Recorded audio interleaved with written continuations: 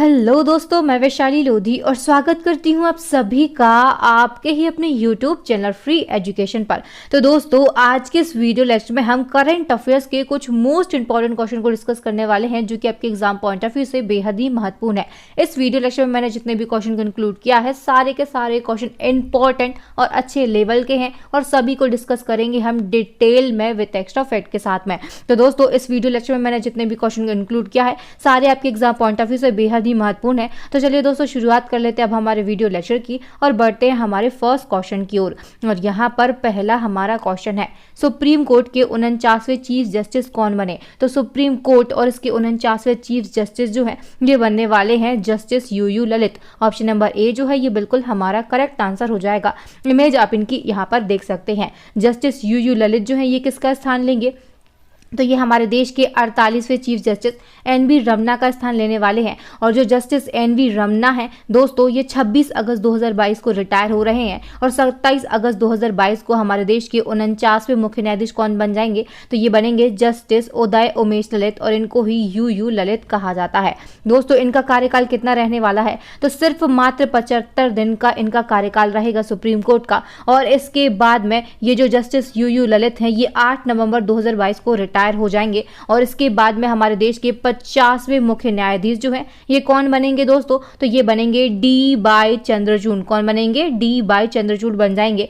और डी चंद्रचूड़ जो है इनका कार्यकाल कितना रहेगा? तो लगभग 2 साल इनका कार्यकाल रहेगा। और इसके बाद में 10 नवंबर 2025 को ये इस पद से दोस्तों इस्तीफा दे देंगे। नेक्स्ट हमारा क्वेश्चन है, भारत के कितने नए वेटलैंड को अगस्त 2022 में वैश्विक रामसर स्थल का दर्जा मिला? इससे इनकी संख्या 64 हो गई।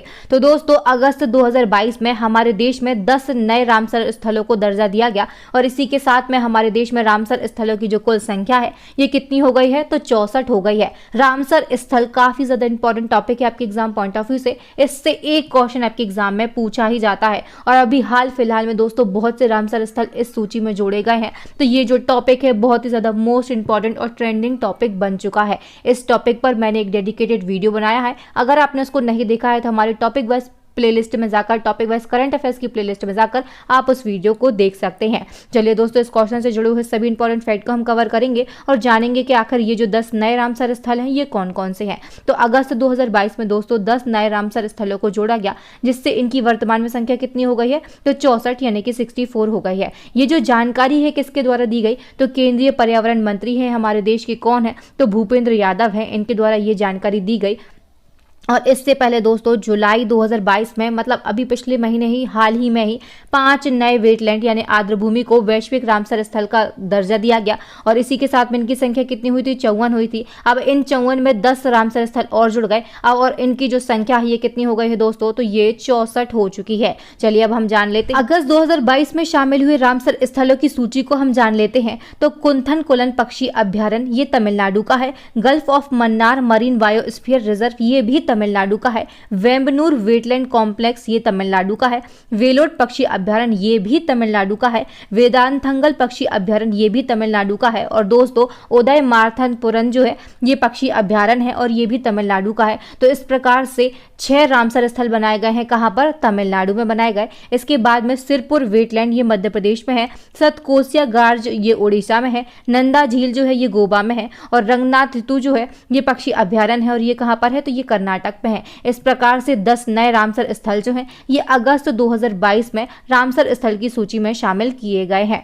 नेक्स्ट हमारा क्वेश्चन है, देश में सेमीकंडक्टर नीति शुरू करने वाला भारत का पहला राज्य कौन सा बना? तो सेमीकंडक्टर नीति और इसको शुरू करने वाला भारत का पहला राज्य जो है ये बन गया है गुजरात। तो ऑप्शन नंबर सी जो है ये बिल्कुल हमारा करेक्ट आंसर हो जाएगा।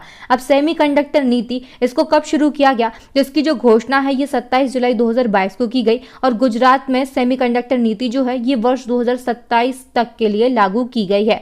इस नीति को दोस्तों केंद्र सरकार के इंडिया सेमीकंडक्टर मिशन यानी ISM के तहत तैयार किया गया। और इसके अलावा दोस्तों गुजरात में एक सेमीकॉन सिटी को भी विकसित किया जाएगा, जो कि गुजरात के धौरेरा में स्थापित की जाएगी। दोस्तों आप सभी के लिए एक बहुत ही बड़ी गुड न्यूज़ है और गुड न्यूज़ ये है कि हमारे चैनल की करंट अफेयर्स की अपडेटेड ई बुक जो है ये ई बुक लॉन्च हो चुकी है और इस ई बुक में आपके लिए 55 plus topic wise current affair, साथ में ही आपको 1300 प्लस डिटेल एमसीक्यू दिए जा रहे हैं। तो इस प्रकार आपको टोटल नंबर ऑफ एमसीक्यू जो है ये 5000 से ज़्यादा एमसीक्यू एक ही बुक में दिए जा रहे हैं। तो ये जो बुक है इसकी लिंक आपको कहाँ पर मिल जाएगी, डिस्क्रिप्शन बॉक्स में मिल जाएगी। आप अपनी तैयारी को और भी ज़्यादा बेहतरीन करने के लिए इस ई बुक को अभी डाउनलोड कर सकते हैं। और इसी के साथ में हम आपको बता दें कि हमारी साइंस की अपडेटेड ई बुक जो है ये ई बुक भी लॉन्च कर दी गई है। आप सभी की डिमांड पर इस ई बुक के लिए लॉन्च किया गया है। ये आपके एग्जाम में बहुत ही ज्यादा हेल्पफुल हो सकती है। नेक्स्ट हमारा क्वेश्चन है, पीयूष गोयल की जगह G20 के लिए भारत का नया शेरपा किसे नियुक्त किया गया। तो दोस्तों पीयूष गोयल की जगह भारत का नया शेरपा जो है ये बनाया गया है अमिताभ कांत के लिए। ऑप्शन नंबर ए जो है ये बिल्कुल हमारा करेक्ट आंसर हो जाएगा। अब अमिताभ कांत जो है ये नीति आयोग के पूर्व में सीईओ रहे हैं। और शेरपा क्या होता है हम इसको जान लेते हैं। तो जो शेरपा है ये आमतौर पर G20 शिखर सम्मेलन के लिए योजना बनाने, बातचीत करने और कार्यों का इम्प्लीमेंट करता है। इसको क्या कहते हैं, तो इसको शेरपा कहा जाता है। अब बात हुई है G20 की, तो दोस्तों जो G20 है ये 19 देशों और यूरोपीय संघ का एक अनौपचारिक समूह है। इसकी स्थापना कब हुई थी, तो 26 सितंबर 1999 को हुई थी। भारत जो है ये G20 का हिस्सा है। एग्जाम में क्वेश्चन पूछा जाता है कि भारत G20 का हिस्सा है या नहीं है, तो वहां पर हमारा आंसर होगा कि भारत जो है ये G20 का हिस्सा है। G20 का पहला सम्मेलन कहां पर हुआ, तो अमेरिका में हुआ, 2008 में हुआ। ये फैक्ट ऐसा क्वेश्चन कई बार पूछा गया है। दोस्तों हम बात करते हैं इसका 16वां संस्करण जो है ये कहाँ पर हुआ था। ये 16वां सम्मेलन जो है ये 2021 में इटली में हुआ। 17वां जो है ये 2022 में इंडोनेशिया में होने वाला है। और दोस्तों 18वां जो संस्करण है ये कब होगा, तो ये 2023 में होगा। और कहाँ पर होगा, तो भारत में होगा। चलिए दोस्तों बढ़ते हैं अब नेक्स्ट क्वेश्चन की ओर। और यहाँ पर नेक्स्ट हमारा क्वेश्चन है, खादी और ग्रामोद्योग आयोग के नए अध्यक्ष कौन बने। तो खादी और ग्रामोद्योग आयोग के जो नए अध्यक्ष है ये बने हैं Manoj Kumar. Option number B जो है ये बिल्कुल हमारा करेक्ट आंसर हो जाएगा। इंपॉर्टेंट फैक्ट को हम डिस्कस करेंगे। तो जो मनोज कुमार है इन्होंने किसका स्थान लिया, तो इन्होंने विनय कुमार सक्सेना के स्थान लिया है। विनय कुमार सक्सेना जो है ये अब दिल्ली के नए उपराज्यपाल बन गए हैं। और दोस्तों खादी और ग्रामोद्योग आयोग की स्थापना कब की गई थी, तो 1956 में की गई थी। और इसका मुख्यालय यानी कि हम हेड क्वार्टर की बात कर रहे हैं ये नई दिल्ली में है। नेक्स्ट हमारा क्वेश्चन जो है इसमें कहा गया है दिल्ली के नए उपराज्यपाल कौन बने। तो दोस्तों हमने प्रीवियस क्वेश्चन में यहाँ पर देखा था कि दिल्ली के नए उपराज्यपाल कौन बन गए हैं, तो ये बने हैं विनय कुमार सक्सेना। और विनय कुमार सक्सेना जो है ये इससे पहले खादी और ग्रामोद्योग आयोग के अध्यक्ष थे। इनका स्थान किसने ले लिया है, तो ये लिया है मनोज कुमार ने। और अब जो विनय कुमार सक्सेना है इनको दिल्ली का नया उपराज्यपाल बना दिया गया है। किसे बनाया गया है, तो विनय कुमार सक्सेना के लिए। जितने भी आपको कंफ्यूजन होंगे वो सभी दूर हो चुके होंगे। चलिए दोस्तों नेक्स्ट हमारा क्वेश्चन है, भारत की प्रथम आदिवासी महिला राष्ट्रपति कौन बनी। तो दोस्तों हमारे देश की पहली आदिवासी महिला राष्ट्रपति जो है ये बन गई है Draupadi Murmu. Option number A जो है ये बिल्कुल हमारा करेक्ट आंसर हो जाएगा। अब चलिए दोस्तों इनसे बहुत से इंपॉर्टेंट फैक्ट बनते हैं जो कि आपके एग्जाम में सीधे पूछे जाने वाले हैं। तो द्रौपदी मुर्मू जो है ये हमारे देश की कौन से नंबर की राष्ट्रपति बनी, तो 15वें नंबर की राष्ट्रपति बनी। किस पार्टी की उम्मीदवार थी, तो एनडीए पार्टी की उम्मीदवार हैं द्रौपदी मुर्मू। और इन्होंने किसको हराया है दोस्तों, तो इन्होंने विपक्ष के नेता यशवंत सिन्हा जो हैं इनको हराकर हमारे देश की नई राष्ट्रपति बनी है द्रौपदी मुर्मू। और द्रौपदी मुर्मू जो है ये पहली आदिवासी महिला राष्ट्रपति और दोस्तों इसी के साथ में देश की दूसरी महिला राष्ट्रपति बन गई हैं। पहली महिला राष्ट्रपति की बात करते हैं तो ये प्रतिभा देवी सिंह पाटिल है। और दूसरी राष्ट्रपति कौन बनी है, तो ये बनी है द्रौपदी मुर्मू। और आदिवासी महिला राष्ट्रपति कौन सी है, तो ये पहले नंबर की है। और दोस्तों इन्होंने किसका स्थान लिया है, तो इन्होंने हमारे पूर्व राष्ट्रपति रामनाथ कोविंद जी का स्थान लिया है। नेक्स्ट हमारा क्वेश्चन है, जगदीप धनखड़ भारत के कौन से नंबर के उपराष्ट्रपति बने। तो दोस्तों अभी हाल ही में राष्ट्रपति, उपराष्ट्रपति और मुख्य न्यायाधीश की नियुक्ति की गई है। इसी के साथ में हमारे देश के नए उपराष्ट्रपति जो हैं ये कौन बने हैं, तो ये बने हैं जगदीप धनखड़। तो दोस्तों जो जगदीप धनखड़ है, हमसे क्वेश्चन में ये पूछा गया है कि ये कौन से नंबर के उपराष्ट्रपति बने हैं। तो जगदीप धनखड़ जो है ये 14वें नंबर के उपराष्ट्रपति बने हैं। इनसे जुड़े हुए सभी इंपॉर्टेंट फैक्ट को हम कवर करेंगे। तो दोस्तों 2022 में उपराष्ट्रपति चुनाव के वोटों की हम जानकारी को देखेंगे तो एनडीए के उम्मीदवार थे जगदीप धनखड़ और अब ये भारत के नए उपराष्ट्रपति बन गए हैं। 6 अगस्त को मतदान हुए और शाम 5 बजे के बाद 6 अगस्त को ही मतगणना की गई और जगदीप धनखड़ जो है हमारे देश के नए उपराष्ट्रपति बने। अब ये शपथ कब लेने वाले हैं तो ये 11 अगस्त को शपथ ग्रहण करेंगे और इसके साथ में ही दोस्तों उपराष्ट्रपति चुनाव जो है इसमें 780 सांसद जो है ये वोट देने के लिए एलिजिबल थे, लेकिन सिर्फ 725 सांसदों ने ही वोट किया और मतदान में दोस्तों ये 93% था कुल सांसदों का। इसके बाद में गिनती की गई तो 15 वोटें जो है ये अवैध पाई गई और कुल वैध मतों की संख्या कितनी थी तो 710 थी और इन 710 वोटों में से 528 वोट जो है ये जगदीप धनखड़ को प्राप्त हुए और बचे जो वोट हैं ये मार्गरेट अल्वा को 182 वोट प्राप्त हुए और इसी के साथ में जो धनखड़ हैं इन्होंने अल्वा को 346 वोटों के अंतर से हराया और ये हमारे देश के नए उपराष्ट्रपति बन गए हैं। नेक्स्ट हमारा क्वेश्चन है यूईएफए यूरोपियन वुमेन्स चैंपियनशिप 2022 किसने जीता। तो यूरोपियन वुमेन्स चैंपियनशिप 2022 का जो खिताब है ये जीता है इंग्लैंड की महिला टीम ने। ऑप्शन नंबर डी हमारा करेक्ट आंसर हो जाएगा। सभी इंपॉर्टेंट फैक्ट को हम डिस्कस करेंगे। तो इंग्लैंड की महिला फुटबॉल टीम ने 31 जुलाई 2022 को फाइनल मुकाबले में जर्मनी को 2-1 से हराकर ये जो चैंपियनशिप है इसका खिताब अपने नाम कर लिया है और दोस्तों पहली बार इंग्लैंड ने ये जो चैंपियनशिप है ये अपने नाम करी है। दोस्तों इस चैंपियनशिप को कहां पर आयोजित किया गया था तो इसका आयोजन जो है ये इंग्लैंड में और कब से कब तक हुआ था तो 6 से 31 जुलाई 2022 तक इस चैंपियनशिप का आयोजन इंग्लैंड में किया गया था। नेक्स्ट हमारा क्वेश्चन है भारत और यूएसए के बीच किस राज्य में संयुक्त सैन्य अभ्यास युद्ध अभ्यास आयोजित किया गया। तो इस संयुक्त सैन्य अभ्यास का नाम क्या है तो युद्ध अभ्यास इसका नाम है। किस किस के बीच में आयोजित किया गया तो ये भारत और यूएसए के बीच में आयोजित किया गया। कहां पर आयोजित किया गया क्वेश्चन ये पूछा गया है। तो आंसर हमारा हो जाएगा डी, उत्तराखंड में इस संयुक्त सैन्य अभ्यास का आयोजन किया गया। दोस्तों इंपॉर्टेंट फैक्ट को हम डिस्कस करेंगे तो मिलिट्री एक्सरसाइज है ये, इसका नाम क्या है युद्ध अभ्यास है। कौन सा संस्करण है तो 18वां संस्करण है।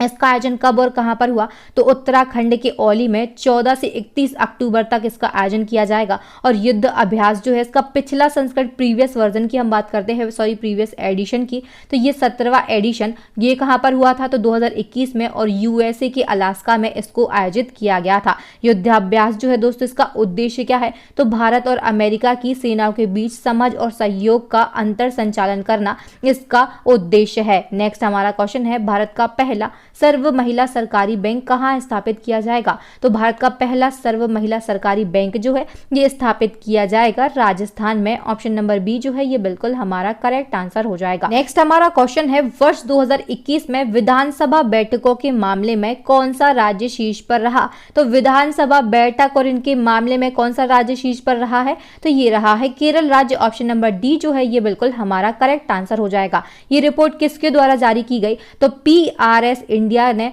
जुलाई 2022 में annual review of state law 2021 report जारी की और इस रिपोर्ट के अनुसार 2021 में देश में केरल जो है इसने सबसे ज्यादा विधानसभा बैठकें की। कितनी की हैं 61 की हैं और इसी के साथ में ये इतनी सारी बैठकें करने वाला भारत का पहला राज्य बन चुका है। अब हम बात करते हैं इसमें टॉप 3 राज्यों की। तो केरल ने 61 बैठक के साथ में ये प्रथम स्थान प्राप्त किया। उड़ीसा जो है इसने 43 बैठकें की और कर्नाटक जो है इसने 40 विधानसभा बैठकें की हैं और तीसरा स्थान प्राप्त किया है। चलिए दोस्तों नेक्स्ट हमारा क्वेश्चन है दिल्ली पुलिस के नए कमिश्नर कौन बने। तो दिल्ली पुलिस के जो नए कमिश्नर हैं ये बन गए हैं संजय अरोड़ा। इमेज आप इनकी यहाँ पर देख सकते हैं संजय अरोड़ा की।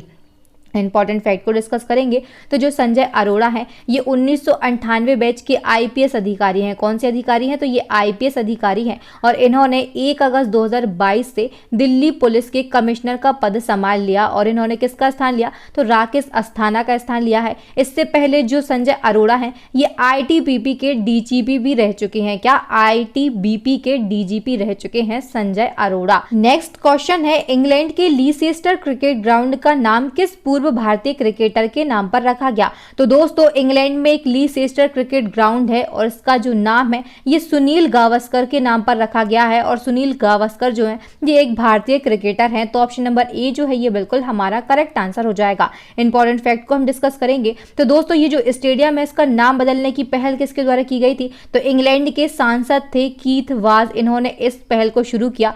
और दोस्तों जुलाई 2022 में 23 जुलाई 2022 को लीसेस्टर क्रिकेट ग्राउंड में एक समारोह हो रहा था और उस समय इस स्टेडियम का नाम परिवर्तित कर दिया गया। और सुनील गावस्कर जो है इनके नाम पर दोस्तों तंजानिया में एक जासीवार में एक स्टेडियम है, इसका नाम भी रखा गया है। नेक्स्ट हमारा क्वेश्चन है विश्व प्रकृति संरक्षण दिवस कब मनाया जाता है? तो विश्व प्रकृति संरक्षण दिवस जो है ये प्रत्येक वर्ष दोस्तों 28 जुलाई को मनाया जाता है। कब मनाया जाता है? 28 जुलाई को मनाया जाता है। ऑप्शन सी हमारा करेक्ट आंसर हो जाएगा। दोस्तों ये जो दिन है इसको मनाने का उद्देश्य क्या है? तो प्रकृति की रक्षा के बारे में जागरूकता बढ़ाना इस दिवस का उद्देश्य है। 2022 में इसकी थीम क्या रही है? तो cut down on plastic use, ये इसकी थीम रही है। और दोस्तों आपको एक नोट पॉइंट यहाँ पर याद रखना है कि जो भारत सरकार है इसने 1 जुलाई 2022 को सिंगल यूज प्लास्टिक पर रोक लगा दी है। ये फैक्ट आपके एग्जाम में पूछा जा सकता है। यहाँ पर प्लास्टिक के यूज की बात हुई थी, इसीलिए इस फैक्ट को यहाँ पर इंक्लूड किया गया है। नेक्स्ट हमारा क्वेश्चन है विश्व स्तनपान सप्ताह 2022 कब मनाया गया? तो स्तनपान सप्ताह 2022 जो है ये मनाया गया है दोस्तों 1 अगस्त से 7 अगस्त तक। ऑप्शन नंबर ए जो है ये बिल्कुल हमारा करेक्ट आंसर हो जाएगा।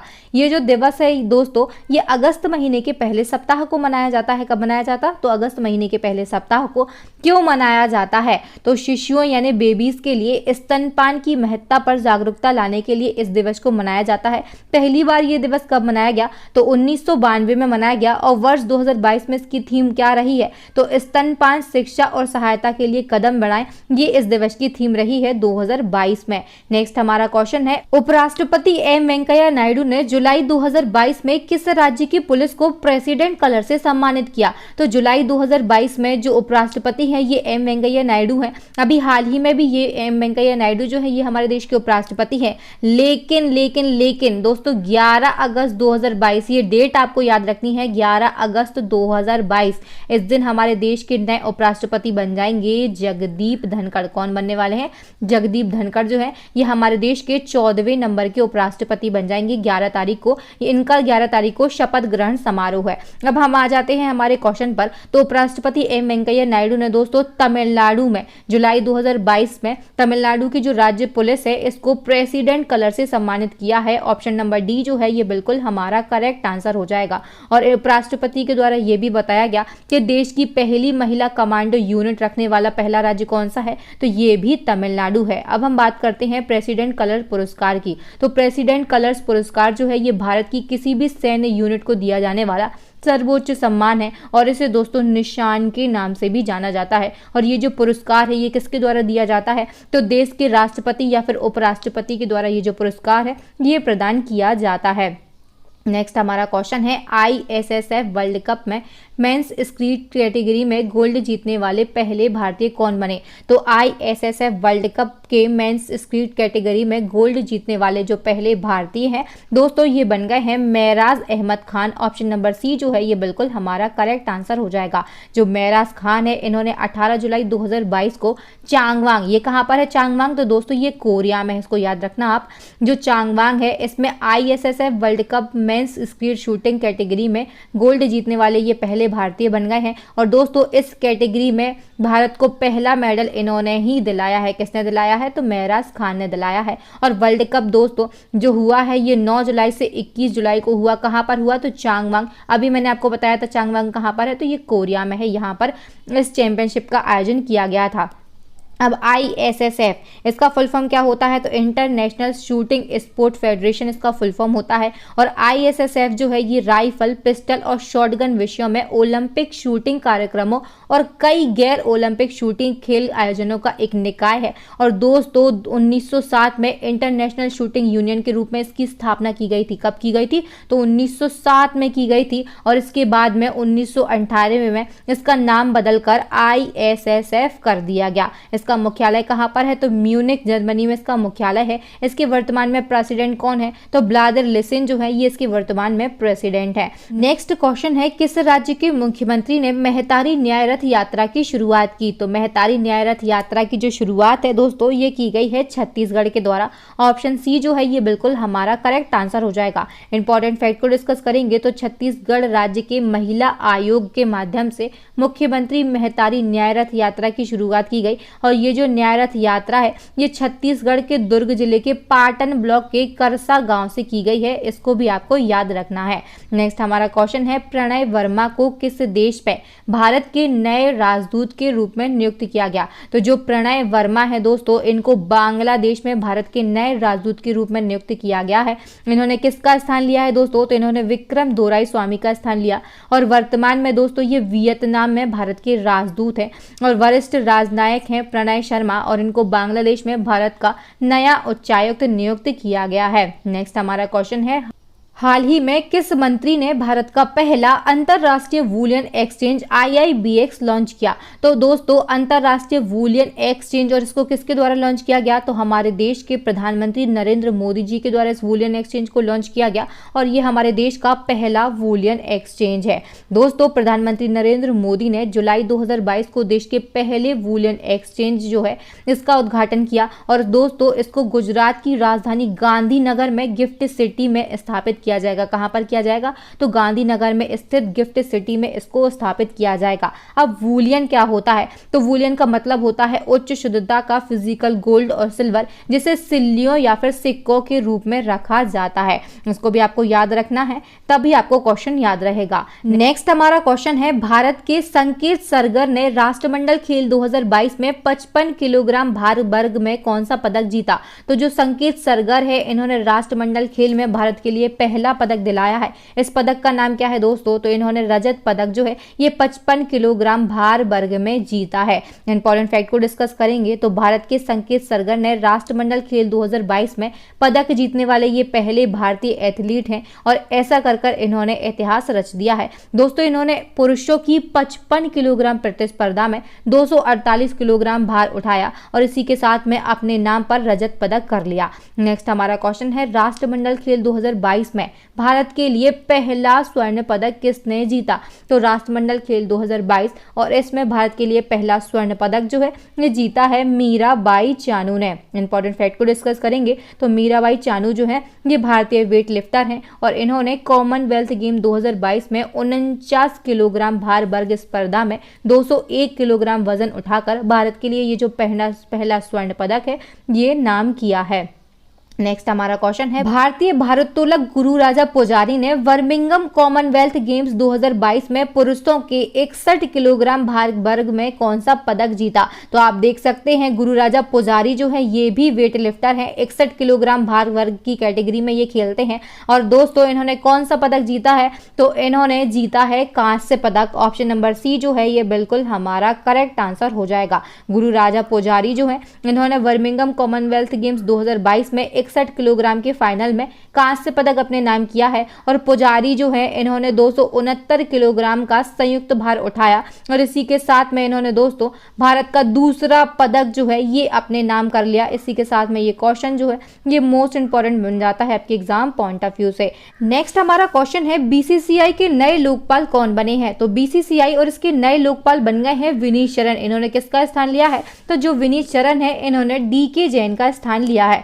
दोस्तों जैसे कि मैं ई बुक के बारे में आपको पहले ही बता चुकी हूँ, हमारे ई बुक 2 लॉन्च हो चुकी हैं। करंट अफेयर्स की ई बुक है और साइंस की ई बुक है। इनकी लिंक आपको कहाँ पर मिल जाएगी? तो डिस्क्रिप्शन बॉक्स में इन ई बुक की लिंक आपके लिए मिल जाएगी। दोस्तों नेक्स्ट एंड लास्ट हमारा चैलेंजिंग क्वेश्चन है जिसका आंसर आप सभी को कमेंट सेशन में कमेंट करके देना है। और ये जो क्वेश्चन है ये मेरी ही previous video last 12th month की मोस्ट इंपॉर्टेंट करंट अफेयर्स की जो वीडियो थी उससे लिया गया है। और क्वेश्चन में कहा गया है कि हाल ही में खेलो इंडिया यूथ गेम 2021 का खिताब किस राज्य ने जीता? तो ये जो खिताब है किस राज्य ने जीता है, उसके CM कौन है, गवर्नर कौन है, इन सभी क्वेश्चन के आंसर आप कमेंट सेक्शन में कमेंट कर सकते हैं। दोस्तों वीडियो को देखने के लिए आप सभी का बहुत बहुत धन्यवाद। अगर वीडियो अच्छा लगा तो इसे लाइक करें, ज़्यादा से ज़्यादा इसको शेयर करें अभी तक आपने हमारे चैनल को सब्सक्राइब नहीं किया है तो प्लीज़ जल्दी से चैनल को सब्सक्राइब कर लें, साथ ही बेल आइकन पर ज़रूर क्लिक करें ताकि हमारे आने वाले वीडियोस की जो नोटिफिकेशन है वो टाइम टू टाइम और सबसे पहले आपको मिल सके। कोई भी इन्फॉर्मेटिव वीडियोस जो है वो आपसे बिल्कुल भी मिस ना हो। दोस्तों, इसी प्रकार की मोर इन्फॉर्मेटिव और यूजफुल वीडियोज़ के लिए आप हमारी प्ले को ज़रूर विजिट करें।